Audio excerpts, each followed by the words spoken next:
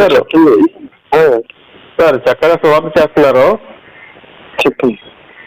కాకపోతే మీరు ఎందుకు సువార్త చేస్తున్నారండి? మీరు ఎవరండి? నా పేరు మికాయ, నెల్లూరు నుంచి చేస్తున్నాను.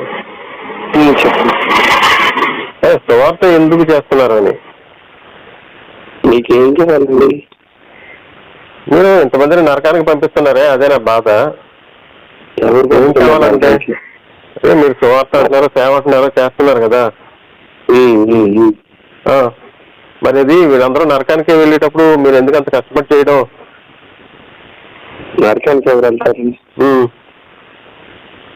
నరకానికి వెళ్తున్నా మీరు చేసేది అదే సువార్త అనే పేరుతో మొదలు పెట్టి తర్వాత దయ్యాల బోధ చేస్తున్నారు. దయ్యాల బోధ చేస్తున్నారు మీరు. చేయట్లేదు అంటారేంటి? కాస్త 5 minutes నా ప్రాబ్లమే 5 minutes మాట్లాడతారా నిలబడి? చెప్పండి ఈ ప్రాబ్లం చెప్పండి. ప్రాబ్లమే అదే. మరి ఈ రోజుల్లో సువార్త పనికిరాదు, దానికి అసలు పని లేదు. ఇంకా కూడా చెప్పాలంటే యేసుక్రీస్తు రాకడ ఎప్పుడు అయిపోయింది కూడాను. అది 2000 సంవత్సరాలుగా మీరు ఇంకా వస్తాడని చెప్పేసి మనుషులు మోసం చేయడం, ఇది అసలే అతి శ్రమల కాలంలో ఉంటే మీకు శ్రమలు కావాలి, ఇంకా కావాలి, మీకు బాబొద్దు, అమ్మొద్దు, ఇల్లొద్దు, వాకలొద్దు, ఆస్తొద్దు, అంతస్తొద్దు అని చెప్పేసి మొత్తానికి ఉండేదాన్ని అంతా ఊడ్చిపారేసి ఈ అతి శ్రమల కాలంలో, అతి చివరి కాలంలో ఏం చేద్దామని ఆయన రాకడ ఎప్పుడో అయిపోయింది. ఎప్పుడో అయిపోయింది. బైబిల్ అట్లా చెప్పలేదు. లేదు, బైబిల్ ఎప్పుడు చెప్పారు ఏం తెలుసా? పౌలు మనం ప్రాణంతో ఉండగానే ఆయన వచ్చేస్తాడని చెప్పేసి అన్నారు. కాబట్టి ఆ ప్రాంతంలోనే అయిపోయింది అది. ఈ రోజుల్లోనూ చివరి కాలం, అతి శ్రమల కాలం. మోషే గారు చెప్పారని కాదండి, వాక్యం మనకి ఏం చెప్తుంది? అదేనండి, గ్రంథంలో ఒక మాట ఉంటుంది, ఇది కూడా ఇంట్లారా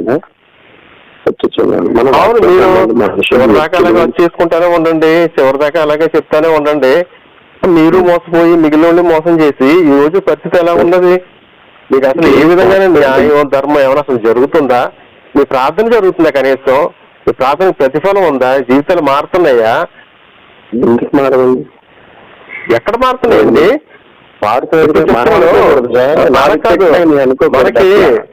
అలా కాదు, మనం ఎవరిని మారుస్తాం? వ్యక్తి మారుస్తామండి, దేవుడు వాక్యం మార్చుద్ది. అలా కాదండి, మీరు అనుకుంటున్నారు అలాగా. ప్రపంచం అంతకంతకి ఎక్కడికి వెళ్తుందంటే అక్రమం విస్తరించడం వలన ప్రేమ చల్లారును ఆ పరిస్థితికి వచ్చేసింది. ఇరుగు పొరుగు అయితే, న్యాయము ధర్మము మంచి లేకుండా ఉంటుంది ఎక్కడ? లేదు, మీకు అనుభవం లేదు. ఇప్పుడు నీకు అనుభవం లేదు కాబట్టి నేను మంచి నేను అనుకోకూడదు. మీకు అనుభవం లేదు కాబట్టి ఇలాగే మీరు చక్రవర్తి చేస్తా వెళ్తున్నారు.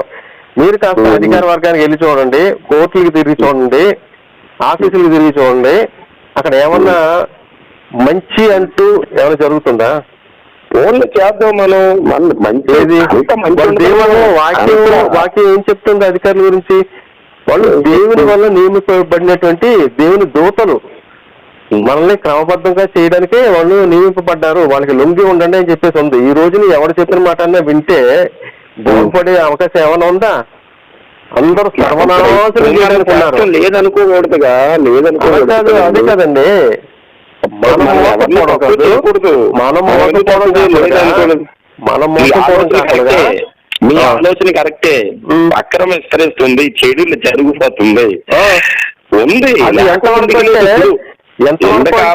మన ప్రయత్నం మనం చేయాలి. చెప్పేదేనండి, చివరికి మరణాన్ని వెతికినా కూడా మరణం దొరకదంట, అంత దారుణం అయిపోయింది. ఎలాగా? మరణాన్ని వెతికినా కూడా మరణం మనుషుల దగ్గర నుంచి పారిపోద్దంట, అంత దారుణంగా ఉంది. మనం దేవుడి మీద ఆధారపడాలి. ఎక్కడండి దేవుడు ఏం చేశాడు? ఆ రోజుల్లోనే ఏం చేయగలిగాడు? ఎలాంటి పరిస్థితి? 1 తిమోతి 5:5 చదవండి. ఇదే సువార్త పత్రిక నుంచి చెప్తున్నాను. 1 తిమోతి 5:5 చదవండి. ఆ రోజుల్లోనే ముద్దడానికి గతి లేదు చెప్పారు కదా. నన్ను నమ్ముకుని అన్నిటిని పోగొట్టుకున్న వాళ్ళు 100 ఇస్తానని చెప్పేసి అన్నారు. పాపం ఏకాకైపోయిన వాళ్ళు, విధవరాళ్ళు, జీవితానికి కాటికి కాళ్ళు చేతులకి తిండికి చేతులు చాపుకున్న వాళ్ళు ఒక ముద్ద కూడా లేకుండా గతి లేకుండా పాపం అక్కడ పడి ఉంటే ఎవరొచ్చి వాళ్ళకి 100 ఇచ్చారు, మొట్టమొదటి నాకు నీతి నీ రాజ్యమును వెతుకుడి అప్పుడు ఇవన్నీ మీకు అనుగ్రహింపబడి అని చెప్పేసి అన్నవాడు ఏమైపోయాడు? ఏమైపోయినాయి వాగ్దానాలన్నీ? ఏమైపోయాడు? వాగ్దానం ఉన్నాయిగా, ఆయన ఉన్నాడు. ఎక్కడ ఉన్నాయండి? పుస్తకాలు రాసి పెట్టిన సరిపోయిందా? మీకు అదే చెప్తున్నాను. పుస్తకాలు అది నేను చెప్పిన వాక్యం ఇప్పుడు తీసి చదవండి. ఇవన్నీ చదవరు మీరు ఎప్పుడు? ఎందుకు చదువు? ఎప్పుడు చదవరు? చదవండి చదవండి చదవండి 1 తిమోతి 5:5 చదవండి. ఎప్పుడు నున్నగా ఉన్న వాక్యాలే నున్నగా ఉండేది అలాగే పాలిష్ చేసి చెప్తుంటారు కానీ జరగని వాక్యాలు చెప్పరు. దేవుడు అన్నాడు. దేవుడు ఎక్కడ ఉన్నాడండి? దేవుడు ఎక్కడ ఉన్నాడు? దేవుడు చెప్తున్నాను మీకు ఎంత కూడా ఉత్తరించిన లోకంలో ఖచ్చితంగా దేవుడు కావాలి, దేవుని భయం కావాలి, దేవుని వాక్యం కావాలి. అంటే అది ఖచ్చితంగా సమాధానం మార్చగలుగుతుంది, వ్యక్తులు మారుస్తుంది, వ్యవస్థను మారుస్తుంది. ఎక్కడండి? అంతకంతకి వాక్యం చెప్తుంది అక్రమం విస్తరించిపోతుంది. మీరు చేసిన ప్రార్థనలు ఎక్కడ కాపాడి, మీరు చేసిన సేవలు ఎక్కడ కాపాడి, ఏం మార్చింది, ఏం మార్పు వచ్చింది? వాక్యం చెప్తుంది కదా దుర్మార్గపు రోజులు, అబద్ధ ప్రవక్తలు, దయ్యాల బోధలు, అది మీరు చేస్తున్నది. అది చేస్తున్నాం. మన కరెక్ట్ కదా మనం అనుకోకూడదు. అప్పుడు మనం అనుకుంటే ఎట్లా సరిపోద్ది? మనం అనుకోవడం కదండి. మీరు పుస్తకంలో రాసి పెట్టుకున్నారు, మీరు అనుకుంటున్నారు, అదేది తిరిగి చెప్తున్నారు కానీ ఇక్కడ ఏది జరగట్లేదు. ఒక్కటి జరగట్లేదు. ఎవరి విశ్వాసాలు కాపాడుకుంటే దేవుడు కాదు చెప్పేదండి. మీరు ఇప్పుడు ఏమైనా పనిలో ఉన్నారా? తప్పు చేసుకోకూడదు. మీరు ఇప్పుడు ఏమైనా పనిలో ఉన్నారా? గౌరవించుకుని మనం బ్రతకాలి. మీరు ఇప్పుడు ఏమైనా పనిలో ఉన్నారా, ఖాళీగా ఉన్నారా? చెప్పండి.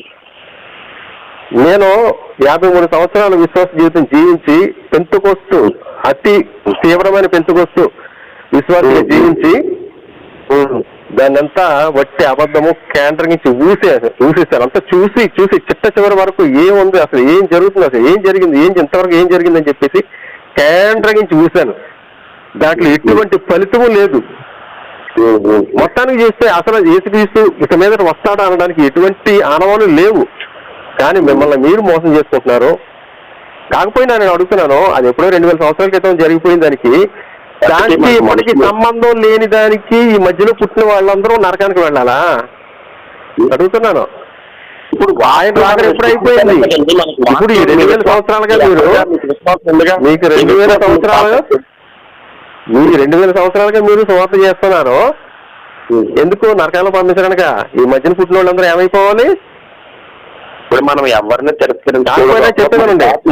పౌలు చెప్తున్నాడు కదా ఎప్పుడు పూర్వకాలం ముందు దేవుడు చూసి చూడనట్లు ఉండేను, ఇప్పుడైతే అందరూ మారుమూర్తి పొందవాలని కోరుచున్నానంట. ఇంతకు ముందు ఏమైపోయిందంట? ఇంతకు ముందు ఉన్న తాతలంతా ఏమైపోవాలి? అమాంతం వచ్చేసింది. జ్ఞానోదయం అమాంతం వచ్చేసిందా? ఏమండి అప్పుడు తీసేయండి, బైబిల్ తీసేయండి,